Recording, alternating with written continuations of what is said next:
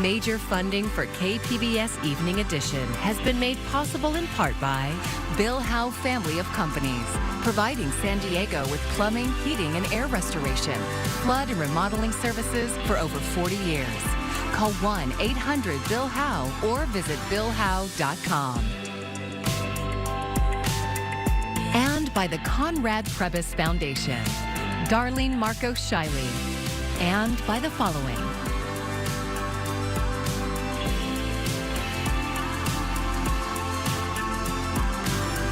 And by viewers like you. Thank you.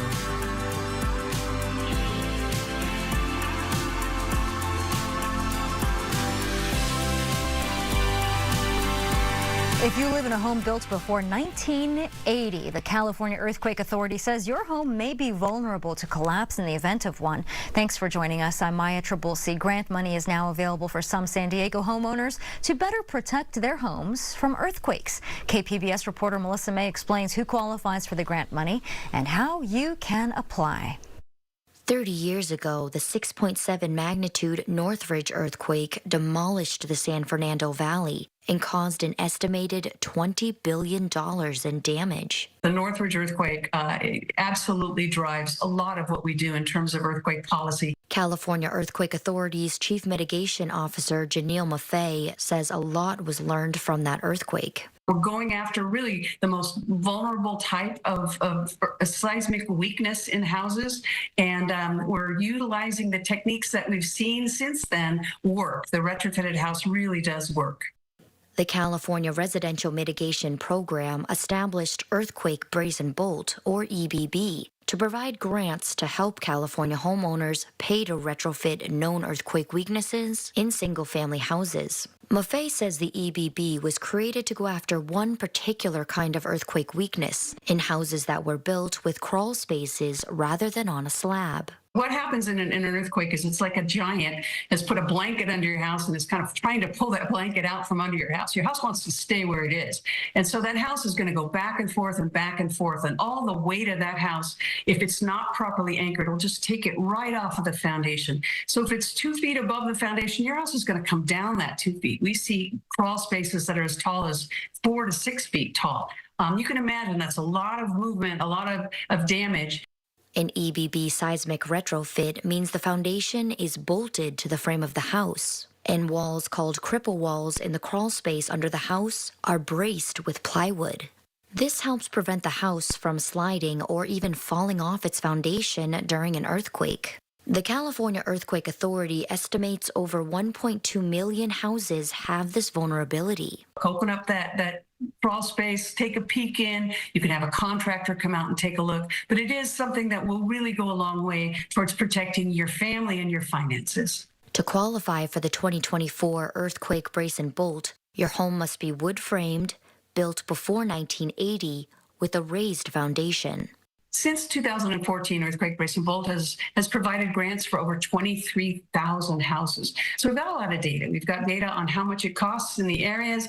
We've got data on how long it takes. Grant money is available up to $3,000 and should cover the majority of the retrofit. But a homeowner may have to pay out of pocket depending on location, size of the house, and other factors. The Earthquake Brace and Bolt open registration runs through February 21st. To see if you qualify, go to earthquakebracebolt.com.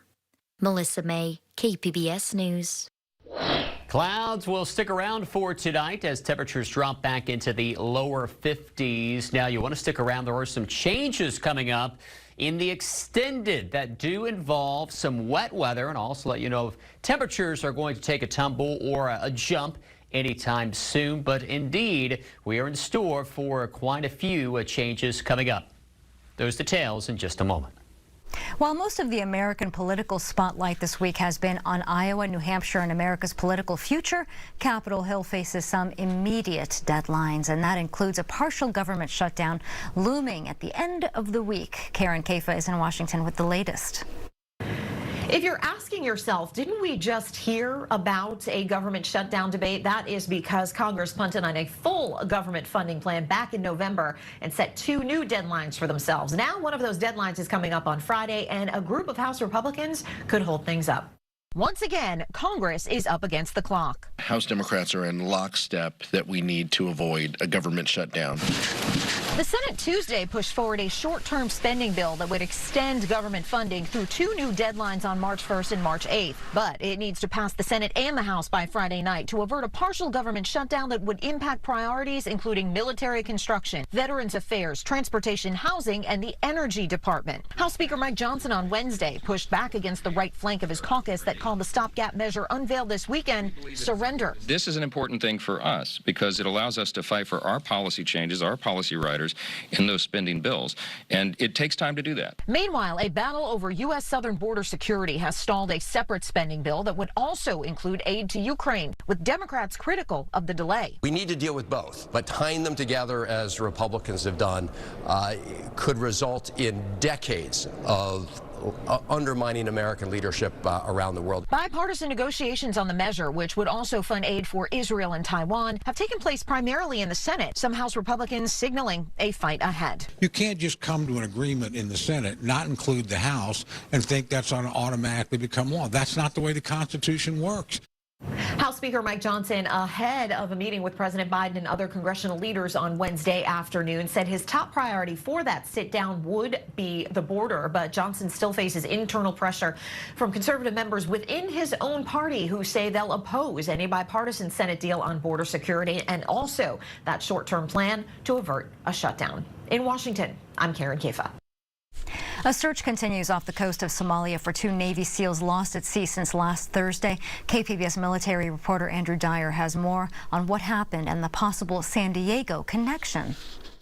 In the inky darkness off the coast of Somalia, the SEALs launched a raid on an unflagged ship. While boarding, one was swept into the sea and another leaped in after him. Both have been missing since. That's one of the sketchiest things we do. In San Diego, retired Lieutenant Commander Ed Heiner knows firsthand what these operations involve. Over more than 20 years as a Navy SEAL officer, he participated in just about every type of operation the elite units are asked to do. A lot of visit board search and seizures is this, which is shipboarding. Yeah, so I've been around the world a couple times, did 9 tours. Pentagon officials say the SEALs found Iranian ballistic and guided missile components bound for Houthi rebels in Yemen. For 2 months, Houthis have been attacking merchant ships they say are either Israeli flagged or bound for Israel. So far, U.S. and allied warships have been able to shoot down the Houthi missiles and drones. Pentagon Press Secretary Air Force Major General Pat Ryder says as of Wednesday, crews continue to search for the missing SEALs. That effort, it is ongoing. Certainly, we hope that we are able to recover our teammates. Our thoughts and prayers are clearly with their families at this time. Heiner says although SEALs on these types of operations are weighed down with gear, they're also likely wearing inflatable personal flotation devices and have infrared beacons visible with night vision. But while they go through extensive survival training, he says as time goes on, it's less likely they'll survive. I would like to think it's possible, but I would say not very probable. A San Diego defense official tells KPBS that historically it's SEALs based here who deploy to the Central Command area in the Middle East. A U.S. Central Command official declined to say whether the SEALs are attached to a San Diego-based team. Andrew Dyer, KPBS News. The trial of a local nurse and doctor accused of allowing a woman to die in jail is now underway. In 2019, Alyssa Serna was being held at Las Colinas Detention Center in Santee. The 24-year-old was experiencing drug withdrawals and was supposed to be supervised by medical staff. Danielle Pascua and Frederick von Lintig were eventually charged with manslaughter. Jury selection started today. Serna's family and advocates have used her story to draw attention to the issue of in-custody deaths in San Diego County. Commuting from North County can be a time-consuming task. A new study by LLC.org shows both Escondido and Oceanside residents are among some of the earliest work commuters in the nation. KPBS reporter Jacob Ayer says a new North County Transit District CEO has ambitious plans to make public transportation in the region an effective alternative to driving. From low ridership to crumbling cliffs to staffing shortages, thank you for your cooperation. The North County Transit District is facing a slew of problems. Here's what some transit riders told us. It's pretty nice overall, but there are a lot of crazy things that happen often. like a lot of homeless people taking the transit for free, and then they cause commotions around. If I would have an option between car and public transportation, and I would obviously go for car. They'll work if you have the time and patience to take them. That was Arnold Onima, Nikita Sharma, and Roger Quadra. We talked to all of them at the Cal State San Marcos Transit Station. These are issues that will be faced by the district's new Chief Executive Officer, Sean Donaghy. Have we expanded to the correct places? Do we have frequent service enough that will get somebody to the rail line in order to make some of those connections? Donaghy has worked in transportation for more than 25 years. Most recently, he was the CEO of C-Tran in Vancouver, Washington. It was twice named the North American Public Transit System of the Year during his time there. I think a lot of transit agencies suffer from the system that they have in place now is the same system that they've had in place for 25 or 30 years. And you'll see this sort of shift in population, either from cities or growth in outer county. He plans to draw on his past efforts to accomplish some lofty goals for a system that includes 2 rail lines and 32 bus lines throughout North County. I think it's a combination of all those. It's maybe more frequent service on the rail. On the bus side, it's definitely things like bus rapid transit or some type of express type bus and corridors that need it. We don't have the frequency that we need in order to get people to use public transit at a higher level. But once we get that frequency, right, we can continue to grow our ridership. Vista City Councilwoman Karina Contreras is a member of the Transit District Board and a weekly user of the system. She says increasing service is just one challenge. I don't want folks in my community to suffer the consequences of a public transit system that they rely on that is not reliable. It's a concern shared in other parts of North County too. Carlsbad is blessed with a lot of hospitality businesses, and a lot of those folks need reliable public transportation. Carlsbad's Chamber of Commerce president and CEO Brett Schanzenbach says if public transit options were improved, it could help benefit those commuters and benefit business districts. He says it can sometimes take almost 2 hours on the bus system to get between North County cities. One of the challenges that we face is that first mile, last mile question that a lot of people deal with. So we have great trains going up and down with the coaster, 2 different stops in Carlsbad specifically, but then getting those folks all the way out to the business park where the biggest employment centers are has been a challenge. Donaghy has one word for what he sees as the biggest challenge. It's infrastructure. I think we have a very unique opportunity through the current presidential administration that there's more money available now for rail and bus. He's got a few projects in mind for that money. I think North County specifically, there's a lot of opportunity between double tracking of the Sprinter and the coaster lines. That means putting another set of tracks in areas where right now there's only one. But there's another issue with the tracks, particularly in Del Mar. Obviously, the Bluffs is an issue where there's some erosion there. Donaghy officially starts with North County Transit District on March 1st. Jacob Ayer, KPBS News. And you can find this story along with more news from North County, San Diego in our new newsletter. North County Focus offers a quick recap of the big stories happening in North County, as well as a roundup of everything happening in the region. You can sign up for it at the link shown on your screen, kpbs.org/North County Focus. I'm Jeff Bennett. On the next News Hour, the Biden administration considers whether to ban menthol cigarettes. That's Thursday on the PBS News Hour.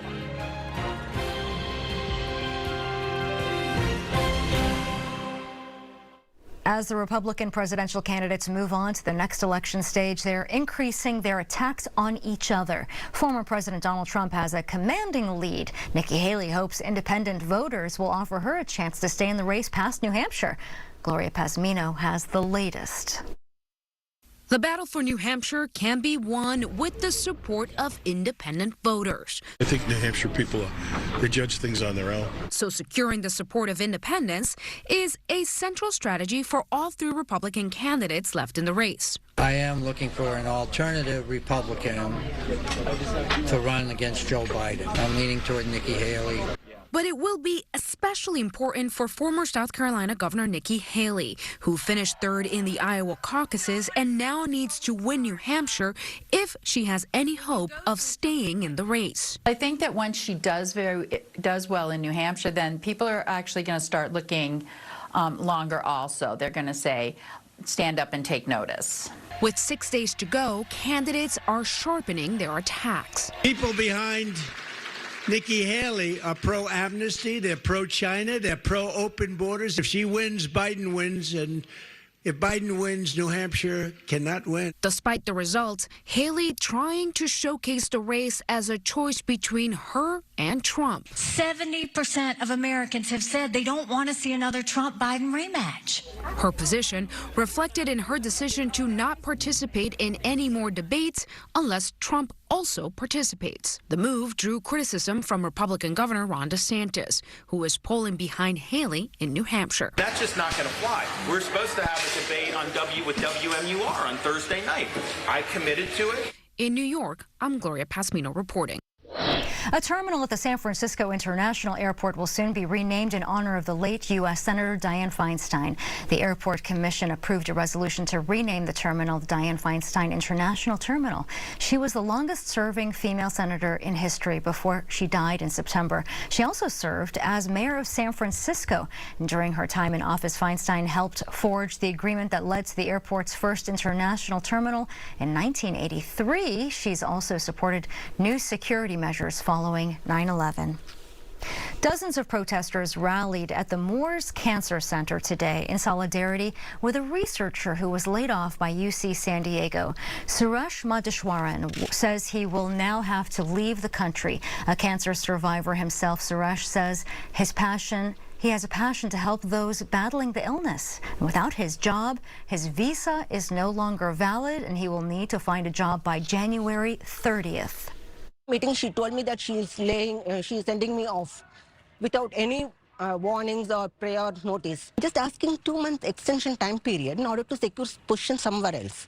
And UCSD is not even listening that. UCSD cited a lack of funding as the reason Suresh was let go from the position. An updated guidance by California's Public Health Department no longer requires people to isolate if they have COVID but are asymptomatic. KPBS reporter Alexander Nguyen talks to a local epidemiologist about the change. Since the pandemic, the guidance has always been to isolate if you've tested positive for COVID-19. Now, the state has updated that guidance. People no longer have to isolate and could return to school or work if they are asymptomatic. I find it a little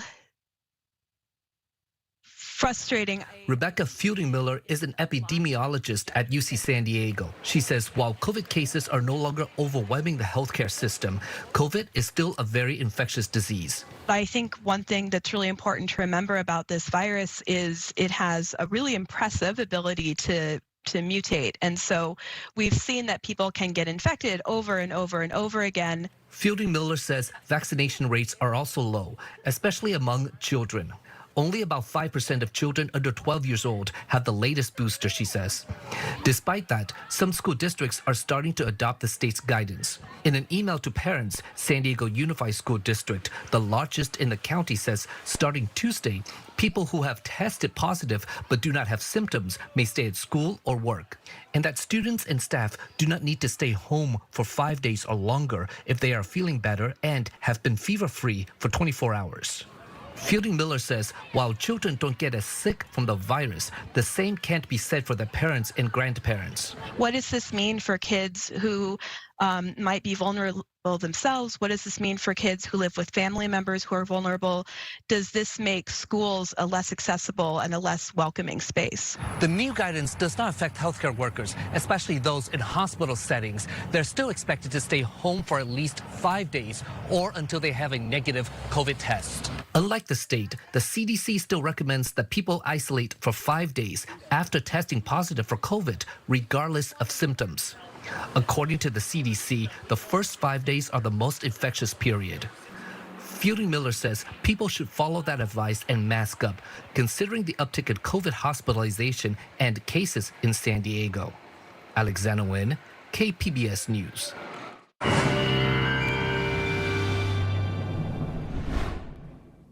Well, the dry conditions we've experienced will stretch out for at least a couple more days. We will start to notice some cloudiness on the increase as we go into Friday, and the numbers here are not quite as high as they have been, but a pattern change is coming, and we'll get to those details here in just a moment. Lots of cloudiness here toward the coast later on tonight, toward Chula Vista, and especially toward Oceanside.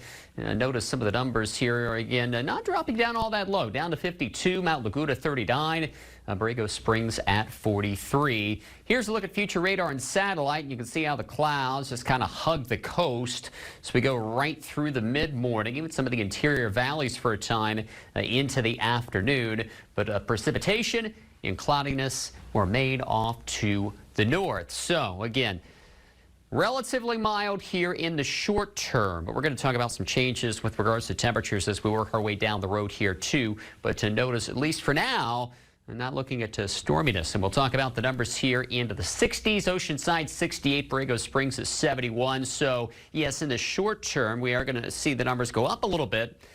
But I mentioned there are some changes coming, and those numbers are going to come back down as we go into Friday. And then the onshore flow kicks in with our next round of wet weather starting up Saturday. But hey, we're going to be talking about wet weather as we go through Sunday and right into Monday, not only at the coast, but here over the interior valleys. And we'll start to see that cooling trend coming as well. Overnight low temperatures will be rising with the clouds and the wet weather around at night. Into the mountainous terrain, looking at, again, the cooler air also filtering in. And then we'll be talking about some wet weather later on this weekend into early next week. And even throughout the deserts here, there's going to be a period of rain coming in, starting up later on Saturday night and going into Sunday. For KPBS News, I'm meteorologist Justin Povick. Self-care is a critical part of your well-being, and it includes anything you do to keep yourself healthy, both physically and mentally. But many times, parents have a hard time finding the time and may feel bad for taking it. Mandy Gaither has tips on how to overcome mom guilt. You want to take some you time, but there's dinner to make, laundry to wash, kids to care for. But health experts say self-care is critical for health. There's a misunderstanding that it's something that's selfish, to take time for ourselves. Dr. Melissa Young with Cleveland Clinic says parents can overcome guilt by recognizing self-care isn't a luxury, it's a necessity. She says to pretend you have an energy bank. We have to put deposits into the bank for our energy. We have to put deposits into the bank for calming our nervous system. If we're constantly running on being overdrawn, we're just never going to catch up. It doesn't have to take long to recharge. If you only have a short time, meditate, go for a quick walk, take a bath, or spend time with friends. Even if that's 5 minutes in a day to, be by yourself, have a quiet time, do some deep breathing. It's restorative. Young says not to feel guilty about making ourselves healthier because it can also make us better partners and parents. When we're stressed all the time, we can be very irritable, and then that doesn't help our relationships or help us necessarily parent any better. And if your feelings of stress or anxiety get to be overwhelming, Young says a doctor can help. For Health Minute, I'm Mandy Gaither. San Diego officials marked an important milestone today in the years-long restoration of the Botanical building in Balboa Park. KPBS environment reporter Eric Anderson says crews reinstalled the top of the iconic building. A tall crane hoisted the cupola to the top of the building. The carefully rebuilt dome resumed its perch on the roof of a wooden and steel structure that was built in 1915. To see that symbolic moment of literally the pinnacle of the project, the cupola being installed, just symbolizes for all of us working so hard on this project what this will mean to the community to have it complete. Water was rotting the building, which was last renovated in the 1950s. There were a lot of places where water was trapped, the steel deteriorated, and new steel needed to be put in. Jim Summers was a project manager for a restoration effort that began in earnest in 2022. The steel frame holds up the wooden slats that serve as a roof, which remains open to the elements. Much of the building's botanical collection is living elsewhere during the work. The plants that were removed were the ones that were rare or exceptional, and those are being cared for by the Parks and Rec staff, and those will be moved back into the building. You'll notice that some of the larger species are still on site inside the building, even during construction. Some of the exterior parts of the building are ready for stucco, and the steel is wearing shiny new paint. What we've done with the coatings we've used, with the change in the connections and all the new wood, this thing should last at least 50 years. The renovation should be complete by the end of summer, but there's more work that has to be done on the gardens around the outside of the structure. When that's all complete, the public will be able to enjoy the building. Eric Anderson, KPBS News. And here's a look at what we're working on for tomorrow in the KPBS newsroom. NPR's Morning Edition will have an interview with Southern California Congressman Robert Garcia about the plan to engage voters of color ahead of November's elections. And then on Midday Edition, they'll check in with KPBS Arts producer Julia Dixon-Evans on some of the events happening this weekend. And you can find tonight's stories on our website, kpbs.org. Thanks for joining us. I'm Maya Trabulsi. Good night. Major funding for KPBS Evening Edition has been made possible in part by Bill Howe Family of Companies, providing San Diego with plumbing, heating, and air restoration, flood and remodeling services for over 40 years. Call 1-800-BILL-HOWE or visit billhowe.com. And by the Conrad Prebys Foundation, Darlene Marcos Shiley, and by the following.